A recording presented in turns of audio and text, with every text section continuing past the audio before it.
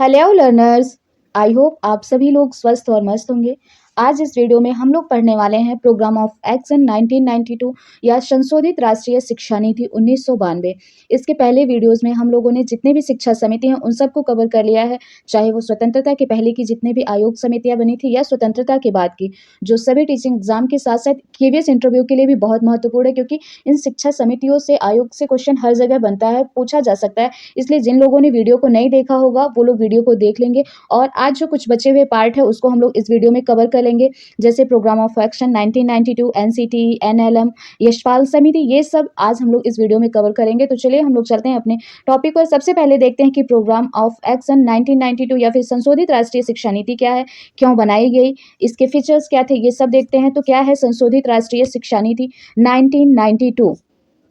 इसे किस नाम से और जानते हैं? इसे प्रोग्राम ऑफ एक्शन के नाम से भी जाना जाता है। किस नाम से? प्रोग्राम ऑफ एक्शन बोले या फिर संशोधित राष्ट्रीय शिक्षा नीति बोले तो दोनों के ना एक ही नाम है। आप लोग ये ध्यान में रखिएगा। क्यों बनाया गया जो है ये प्रोग्राम ऑफ एक्शन, किस लिए बनाया गया था? क्योंकि हम लोगों ने पढ़ा था अगली वीडियो पिछले जो है इसके पहले वीडियो में कि 1986 में राष्ट्रीय शिक्षा नीति बनती है, जो कि भारत की दूसरी राष्ट्रीय शिक्षा नीति है। और पहली राष्ट्रीय शिक्षा नीति कौन सी थी? 1968 की राष्ट्रीय शिक्षा नीति थी और उस समय पीएम थी इंदिरा गांधी। और जब दूसरी राष्ट्रीय शिक्षा नीति बनी 1986 की, तो उस समय पीएम थे राजीव गांधी। तो ये हुआ था उस टाइम पे कि हर 5 साल के बाद जो शिक्षा नीति बनी है उसकी जांच की जाएगी कि उसमें जो लक्ष्य निर्धारित किए गए हैं वो किस स्तर तक पहुंचे या कुछ कमी, ये इन सब की जांच के लिए हर 5 साल के बाद उन शिक्षा नीतियों का जो है संशोधन किया जाएगा। तो उसी के तहत फिर जो है ये प्रोग्राम ऑफ एक्शन 1992 बनाया गया था। तो सबसे पहले क्या हुआ कि 1986 में राष्ट्रीय शिक्षा नीति बनती है, उसके बाद फिर जो है सरकार बदल जाती है। तो क्या होता है कि 1986 के 5 साल बाद जो है इस संशोधन के लिए समिति का गठन किया जाना था, लेकिन मई 1990 में ही आचार्य राममूर्ति समिति का गठन हो गया। क्या हुआ? 1990 में ही आचार्य राममूर्ति समिति का गठन होता है। अगर पूछा जाए कि आचार्य राममूर्ति समिति का गठन कब हुआ, तो कब हुआ था? 1990 में हुआ था। किस लिए? 1986 की जो शिक्षा नीति थी उसके संशोधन के लिए। और इन्होंने 1991 में अपनी रिपोर्ट सौंपी। 1990 में आचार्य राममूर्ति समिति का गठन होता है और 1991 में ये अपनी रिपोर्ट सौंपते हैं। इनका जो है किस लिए संशोधन, मतलब किस लिए ये 1992 प्रोग्राम ऑफ एक्शन बनाया गया था कि जो राष्ट्रीय शिक्षा नीति जो बनी हुई थी वो समाज की बदलती आवश्यकताओं और परिस्थितियों को देखते हुए उसमें कुछ संशोधन करना था। इसलिए जो है ये प्रोग्राम ऑफ एक्शन 1992 बनाया गया था, जो हर 5 साल के बाद बनाया जाता और शिक्षा नीति का संशोधन करता। तो आज पहली शिक्षा जो है समिति कब बनती है? 1990 में आचार्य राममूर्ति समिति। फिर दूसरी कब बनती है? दूसरी बनती है उसके बाद फिर जो है 1991 में ये रिपोर्ट आती है। उसके बाद ही फिर सरकार चेंज होती है, फिर कांग्रेस आती है और कांग्रेस फिर समिति का गठन करती है, अपने अलग समिति का गठन करती है। कौन सी समिति थी? जनार्दन रेड्डी समिति से बोलते हैं। कौन सी बोलते हैं?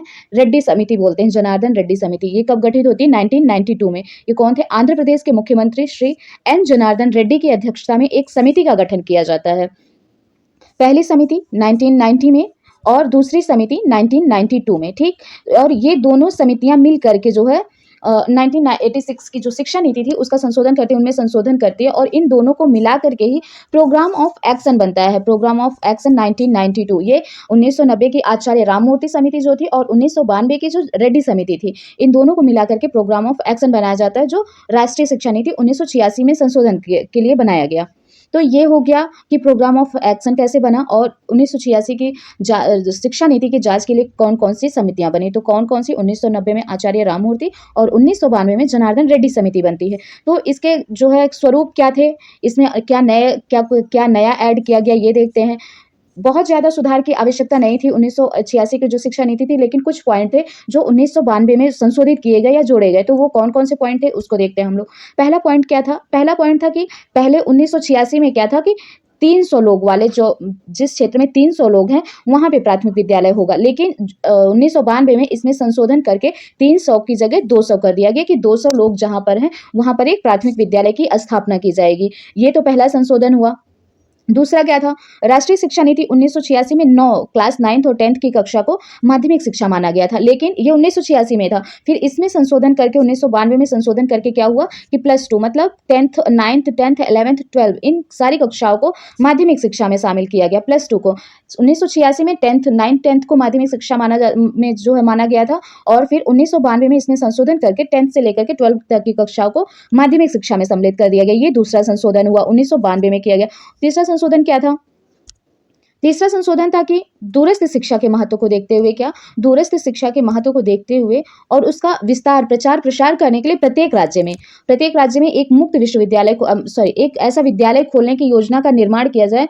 मतलब हर राज्य में एक जो है विद्यालय खोला जाए जो ओपन जो हो, खुला विश्वविद्यालय हो और जिसे ओपन यूनिवर्सिटी बोल सकते हैं। और ऐसे विद्यालय जो है इंदिरा गांधी जो राष्ट्रीय मुक्त विश्वविद्यालय इग्नू है उनसे जो है ये लिंकअप हो, हर राज्य में खोले जाएं ऐसे दूरस्थ शिक्षा के प्रचार प्रसार के लिए। ये तीसरा संशोधन हुआ। और क्या था, इसके अंतर्गत सांस्कृतिक एवं तकनीकी शिक्षा पर अधिक बल दिया जाए, ये संशोधन किया गया। क्योंकि 1986 में भी तकनीकी और सांस्कृतिक शिक्षा के लिए बल दिया गया था, लेकिन इसके अंतर्गत और भी अधिक बल दिया जाए और छात्रों को व्यवसायिक परक बनाने के लिए क्या, तकनीकी शिक्षा के विस्तार पर अधिक बल दिया जाए, ये हुआ। और फिर पांचवा क्या था कि समाज में महिलाओं की स्थिति में सुधार हेतु प्राथमिक विद्यालयों में 50% सीट पर जो है महिला शिक्षकों की नियुक्ति का सुझाव इसके द्वारा प्रस्तुत किया गया। कितने प्रतिशत सीट पर? 50% सीट पर प्राथमिक विद्यालयों में महिलाओं की नियुक्ति की जाए।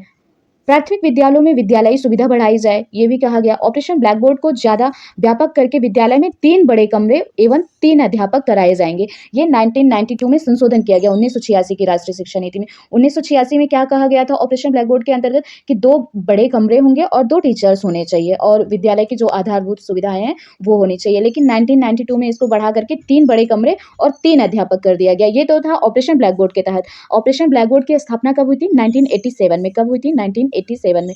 आप लोग याद रखिएगा, ये बहुत ही महत्वपूर्ण पॉइंट है। अगला क्या है, अधिकाधिक माध्यमिक विद्यालयों में कंप्यूटर साक्षरता की सुविधा प्रदान करने हेतु प्रयत्न किए जाएंगे, जिससे छात्र उभरते प्रौद्योगिक जगत में कंप्यूटर कौशलों से सुसज्जित हो सकेंगे। कंप्यूटर शिक्षा को बढ़ाने के लिए बात की गई। और पूछा जाए कि कंप्यूटर शिक्षा कब आई, तो 1986 की राष्ट्रीय शिक्षा नीति में कंप्यूटर शिक्षा की बात की गई थी। राष्ट्रीय साक्षरता मिशन को निर्धनता निवारण, राष्ट्रीय एकता, पर्यावरण संरक्षण, नारी समानता को प्रोत्साहन, प्राथमिक शिक्षा के सार्वजनिकरण करने पर जोर दिया गया। ये सब पॉइंट थे जो है राष्ट्रीय साक्षरता मिशन को निर्धनता निवारण, राष्ट्रीय एकता, पर्यावरण संरक्षण, नारी समानता, इन सबको प्रोत्साहन दिया जाए और साथ ही साथ प्राथमिक शिक्षा के सार्वजनिकरण करने पर जोर दिया गया। ड्रॉप आउट बच्चे जो थे, जो विद्यालय छोड़कर भाग जा रहे थे और क्या था, समर्थ कामकाजी बच्चे तथा लड़कियों के लिए अनौपचारिक शिक्षा को सुदृढ़ व व्यवस्थित किया जाए। इनके लिए जो है, जो लड़कियां स्कूल नहीं आ सकती थी या जो कामकाजी महिलाएं या फिर पुरुष थे जो स्कूल आकर के नहीं पढ़ सकते थे, उनके लिए जो है शिक्षा के सुदृढ़ और व्यवस्थित किया जाए, अनेक कार्यक्रम चलाए जाए, उनको अनौपचारिक शिक्षा दी जाए। ये कुछ महत्वपूर्ण पॉइंट थे जो 1992 में संशोधित किए गए। वैसे तो बहुत सारे पॉइंट जो 1986 में थे एज इट इज इसमें भी थे, लेकिन कुछ पॉइंट जो इंपॉर्टेंट थे उसको हमने आप लोगों को बताया कि 1992 में क्या क्या संशोधन हुआ। ये हो गया 1992 की जो राष्ट्रीय शिक्षा नीति थी, संशोधित राष्ट्रीय शिक्षा नीति जो थी वो हो गया और उसके इंपॉर्टेंट पॉइंट क्या थे ये हो गया। अब अगला क्या है, राष्ट्रीय प्रौढ़ शिक्षा कार्यक्रम। क्या राष्ट्रीय प्रौढ़ शिक्षा कार्यक्रम पूछा जा सकता है कि कब ये एस्टैब्लिश हुआ, क्या है ये? तो नेशनल एडल्ट एजुकेशन प्रोग्राम या फिर NAEP, इस तरह से भी पूछा जा सकता है। NAEP कब एस्टैब्लिश हुआ या फिर ये क्या है? तो राष्ट्रीय प्रौढ़ शिक्षा कार्यक्रम क्या था और ये कब लॉन्च हुआ या कब एस्टैब्लिश हुआ? तो कब हुआ ये? 2 अक्टूबर 1978 को। कब? 2 अक्टूबर 1978 को राष्ट्रीय प्रौढ़ शिक्षा कार्यक्रम एडल्ट एजुकेशन प्रोग्राम जो है 1978 में एस्टैब्लिश हुआ। ये क्या था? ये था 15 से 35 वर्ष के लिए शिक्षा देना, 15 से 35 वर्ष के लोगों को साक्षर बनाना। पूछ ले कि किस एज के लिए था एडल्ट एजुकेशन प्रोग्राम, तो किस एज के लिए था? 15 से 35 वर्ष के लिए, ये याद रखिएगा आप लोग। और इसमें क्या था कि 300 से 350 घंटे या फिर 9 से 10 महीने का टाइम ड्यूरेशन था जिसमें साक्षर बनाना था लोगों को। तो 300 से 350 घंटे दिए जाएं या फिर 9 से 10 महीने दिए जाए साक्षर होने के लिए। और उसके बाद क्या था, इसका लक्ष्य क्या था? 1984 तक ये एस्टैब्लिश कब हुआ? 1978 में। फिर 1984 तक लक्ष्य प्राप्ति की बात की गई, लेकिन लक्ष्य की प्राप्ति ना हो पाने के कारण इसे 2005 तक एक्सटेंड किया गया। उसके बाद भी लक्ष्य की प्राप्ति नहीं होने पर अभी भी वर्तमान में भी इस लोगों को 100% साक्षर बनाने का प्रयास किया ही जा रहा है। अभी भी लोगों को 100% साक्षर बनाने के लिए विभिन्न तरह के प्रोग्राम चलाए जा रहे हैं, उनको शिक्षित करने के लिए, शिक्षित साक्षर करने के लिए। साक्षर का मतलब भारत में क्या होता है कि वो अपना नाम लिखना जान जाए, उसे साक्षर कहते हैं। प्रौढ़ों में साक्षरता का प्रचार करना इसका लक्ष्य था, इसके उद्देश्य थे। प्रौढ़ों में साक्षरता का प्रसार करना, स्वास्थ्य संबंधी जानकारी, ये सारे पॉइंट थे। अगला क्या था? National literacy mission programme. क्या था? National literacy mission programme.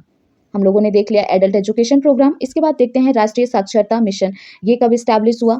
ये इस्टेब्लिश हुआ था 1988 में। कब? 1988 में। एनएलएम करके पूछ ले अगर, एनएलएम अक्सर एग्जाम में ऐसे ही देता है कि एनएलएम, हिंदी में लिख देता है एनएलएम, इस तरह से लिख करके दे देता है तो कंफ्यूज हो जाते हैं कि जब जो फुल फॉर्म नहीं याद रहती तो क्या है ये, नेशनल लिटरेसी मिशन है या फिर प्रोग्राम।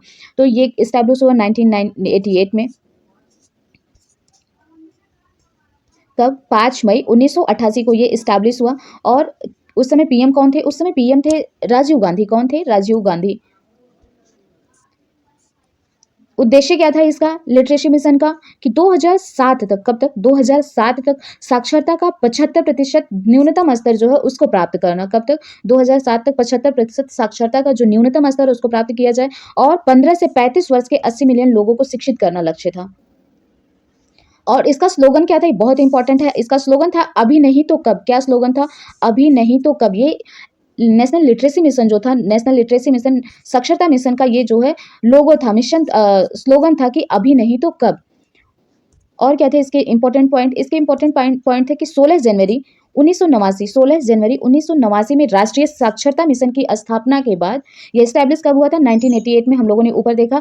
लेकिन फिर जो है इसके स्टैब्लिश के बाद 16 जनवरी 1989 में राष्ट्रीय साक्षरता मिशन की स्थापना के बाद केरल को संपूर्ण साक्षर घोषित किया गया। केरल भारत का पहला राज्य है जो संपूर्ण साक्षर है। तो पूछा जाए कि केरल को पूर्ण साक्षर कब घोषित किया गया, तो 1989 में, इसको याद रखिएगा। और इसका संचालन कैसे होगा? इसका संचालन जिला शिक्षा समिति के द्वारा होगा। किसके द्वारा होगा इसका संचालन? जिला शिक्षा समिति के द्वारा। ये हो गया एनएलएम, नेशनल लिटरेसी मिशन। ये सारे ही बहुत महत्वपूर्ण पॉइंट है, बहुत छोटे छोटे पॉइंट है, अक्सर लोगों को नहीं याद रहते हैं, लेकिन ये सारे पॉइंट बहुत इंपॉर्टेंट है।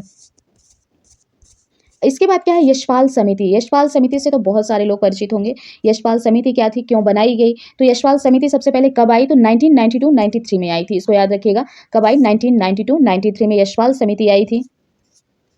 और इसका टैगलाइन क्या था? इसका टैगलाइन था लर्निंग विदाउट बर्डन। क्या था? लर्निंग विदाउट बर्डन, शिक्षा बिना बोझ के। ये था इसका टैगलाइन। और ये 15 जुलाई 1993 को इसकी 1992 में जो है समिति का गठन किया गया और 15 जुलाई 1993 को इन्होंने अपनी रिपोर्ट प्रस्तुत की थी। इसका शीर्षक क्या था? शिक्षा बिना बोझ के। और इसके इंपॉर्टेंट पॉइंट जो थे वो हम आप लोगों को बता देते कि स्कूल में बुक्स रखने की बात कही गई। अगर पूछा जाए कि स्कूल में बुक्स रखने की बात कहाँ पर की गई थी, वो यशपाल समिति में की गई थी। कि और ऐसा क्यों कहा गया? इसलिए कहा गया, इससे क्या मतलब था? स्कूल में बुक्स रखने की बात से क्या मतलब था? इसका मतलब था कि पाठ्य पुस्तकों को स्कूल की संपत्ति समझा जाए। इस प्रकार बच्चों को व्यक्तिगत रूप से इन पुस्तकों को खरीदने तथा प्रतिदिन घर ले जाने की कोई जरूरत नहीं होनी चाहिए। ये यशपाल समिति में कहा गया था कि बच्चे बुक को ना तो खरीदें और ना उनको जो है ढोते हुए घर ले आएं और फिर ढोते हुए ले जाएं घर। जिस तरह से आज बैग का भार जो है बहुत ज़्यादा, इतनी सारी समितियों के आने के बाद भी जो है कोई प्रभाव नहीं पड़ा। आज भी बच्चों के बैग इतने भारी होते हैं, जितनी उनकी एज नहीं होती उससे भारी उनके बैग होते हैं, जो वो खुद ही नहीं उठा सकते हैं अपने बैग को। तो ये था कि यशपाल समिति में कहा गया कि बच्चे की जो बुक्स है वो स्कूल में आएँ और उसको पढ़ें और फिर वो बुक्स वहीं स्कूल में ही रहे और वो घर आ जाएँ। ये था यशपाल समिति में कहा गया था, इसलिए कि स्कूल में बुक्स रखने की बात यशपाल समिति में कही गई थी। और प्राथमिक कक्षाओं में बच्चों को कोई होमवर्क ना दिया जाए, ये भी कहा गया था यशपाल समिति में। और क्या कहा गया? छात्रों, अध्यापकों को तथा अभिभावकों के लिए शिक्षा दर्शन नामक एक नियमित दूरदर्शन कार्यक्रम शुरू किए जाए। क्या?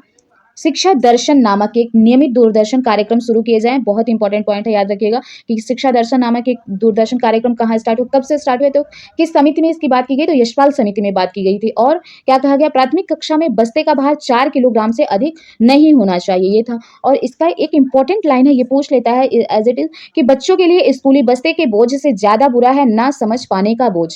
ये इसकी इंपॉर्टेंट लाइन है, इसको आप लोग याद रखिएगा कि मतलब क्या था इसका, कि बैग तो इतने भारी होते हैं लेकिन बच्चों के समझ में कुछ नहीं आता है। तो क्या था कि स्कूली बस्ते के बोझ से ज्यादा बुरा है क्या? ना समझ पाने का बोझ। और क्या था कि मतलब बच्चों को दैनिक जीवन से जोड़ा जाए, उनको किताबी ज्ञान ना दिया जाए, उनको दैनिक एग्जाम्पल दिए जाए, उनको दैनिक जीवन की घटनाओं से जोड़ करके पढ़ाया जाए। ये सब थे इंपॉर्टेंट पॉइंट इसके। और ज्ञान विस्फोट की अवधारणा यशपाल समिति में सुझाया गया था। किसमें? ज्ञान विस्फोट की अवधारणा किसमें दी गई अगर पूछा जाता तो यशपाल समिति में। और फिर ये यशपाल जो थे, यशपाल महोदय को ही जो एनसीएफ बना, एनसीएफ 2005 में, नेशनल करिकुलम जो बना हुआ था 2005 में, उसमें इन्हीं को अध्यक्ष बनाया गया था। प्रोफेसर यशपाल को अध्यक्ष बनाया गया था एनसीएफ 2005 में। तो ये था यशपाल समिति, लर्निंग विदाउट बर्डन 1992-93, याद रखिएगा आप लोग, शिक्षा बिना बोझ के। या फिर इसकी इंपॉर्टेंट लाइन क्या है, बच्चे के लिए स्कूली बस्ते के बोझ से ज्यादा बुरा है ना समझ पाने का बोझ, और स्कूल में बुक्स रखने की बात ही भी इसमें की गई थी। अगला क्या है, राष्ट्रीय शिक्षक शिक्षा परिषद, national council for of teacher education, national council of teacher education, ये था राष्ट्रीय शिक्षक शिक्षा परिषद, एनसीटीई। इस तरह से पूछ लेता है कि एनसीटीई क्या है। एनसीटीई जैसे एनसीईआरटी, एससीईआरटी, उसी तरह से पूछ लेता है कि एनसीटीई की फुल फॉर्म या फिर एनसीटीई क्या एस्टैब्लिश कब हुआ, तो national council for teacher education, ये था इसका फुल फॉर्म। और इस एस्टैब्लिश कब हुआ ये देखते हैं हम लोग। राष्ट्रीय अध्यापक शिक्षा अधिगम क्या था, अधिनियम होगा, सॉरी ये अधिगम नहीं अधिनियम होगा, एक्ट होगा। ये इस्टेब्लिश कैसे हुआ, एक्ट 1993 के द्वारा 17 अगस्त 1995 को राष्ट्रीय अध्यापक शिक्षा परिषद की स्थापना की जाती है। तो आप लोग याद रखिएगा कि ये इस्टेब्लिश 1993 में नहीं हुआ था, एक्ट अधिनियम 1993 के द्वारा ये इस्टेब्लिश कब किया गया, 17 अगस्त 1995 को। तो अगर अधिनियम पूछा जाए किस अधिनियम के द्वारा ये इस्टेब्लिश हुआ, तो वो 1993 हो जाएगा, और ये इस्टेब्लिश लेकिन कब हुआ, 1995 में। आप लोग ये दोनों पॉइंट याद रखिएगा। इसका हेडक्वार्टर कहाँ है, नई दिल्ली में है। इसकी 4 समितियां हैं, कौन कौन सी, भुवनेश्वर, भोपाल, जयपुर, बेंगलुरु। यहाँ पर इसकी 4 समितियां बनाई गई इसकी हेल्प के लिए। ये है एनसीटीई। एनसीटीई के कार्य क्या है, जो कुछ इंपॉर्टेंट है उसको देख लेते हैं हम लोग। शिक्षण प्रशिक्षण संस्थान को मान्यता देना और उनकी मान्यता को समाप्त भी करना, ये है एनसीटीई का कार्य। शिक्षण प्रशिक्षण संस्थान को मान्यता भी देता है और उनकी मान्यता को समाप्त भी करता है। टीचर एजुकेशन देने वाले संस्थाओं के लिए मानदंड निर्धारित करना, सभी प्रकार के शिक्षक शिक्षा संस्थाओं के लिए पाठ्यक्रम निर्धारित करना व उसको समय समय पर संशोधित भी करना, ये सारे टीचर्स एजुकेशन के लिए जितने भी कार्य हैं वो सब इसके जो है मानदंड, रूल, रेगुलेशन, ये सब कौन बनाता है, एनसीटीई बनाता है। और शिक्षक शिक्षा संस्थाओं में स्टूडेंट की न्यूनतम योग्यता भी निर्धारित करना एनसीटीई का कार्य है। एक इंपॉर्टेंट क्या है, इंपॉर्टेंट पॉइंट है कि राष्ट्रीय अध्यापक शिक्षा परिषद या एनसीटीई द्वारा अध्यापक शिक्षा से संबंधित निम्न शोध पत्रिकाओं का प्रकाशन होता है। वो कौन कौन सी हैं, इंपॉर्टेंट है, देख लेते हैं हम लोग। पहला क्या है, Indian journal of teacher education, क्या है, Indian journal of teacher education. दूसरा अन्वेषिका। तीसरा क्या है, अध्यापक साथी, ये एनसीटीई के द्वारा जो है प्रकाशित की जाती हैं, टीचर एजुकेशन से रिलेटेड है। आप लोग याद रखिएगा, ये सारे इंपॉर्टेंट पॉइंट है। ये हो गया, आज हम लोगों ने इसको पूरा कवर कर लिया। 1992 से लेकर के जो छोटे छोटे NLM, adult education programme, Yashpal समिति, एनसीटी, ये सब कुछ हम लोगों ने देख लिया। अब अगली वीडियो में हम लोग कोई नया टॉपिक स्टार्ट करेंगे, लेकिन आप ये सारे पॉइंट याद रखिएगा और ईयर याद रखिएगा। सबसे इंपॉर्टेंट है कि कौन सा जो है किस ईयर में आया कौन सा प्रोग्राम, ये बहुत ज़्यादा इंपॉर्टेंट है। तो आज की वीडियो में बस इतना ही। आई होप आप लोगों को वीडियो पसंद आई होगी, तो लाइक शेयर सब्सक्राइब जरूर करिएगा। Thank you so much.